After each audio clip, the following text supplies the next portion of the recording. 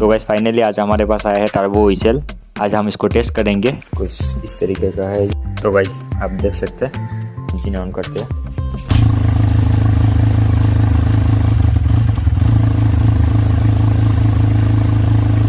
तो देखते हैं साउंड चेंज होता है कि नहीं।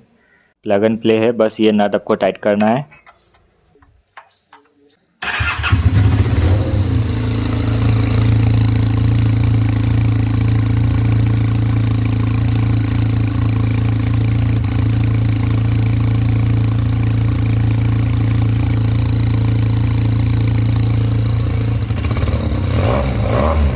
चैनल को सब्सक्राइब करो पहले। हाँ जल्दी करो, मुझे पता है कि आप लोग नहीं करते, वीडियो देखते हो लेकिन सब्सक्राइब नहीं करते। ये लाल कलर का बटन नहीं से दबाओ जल्दी।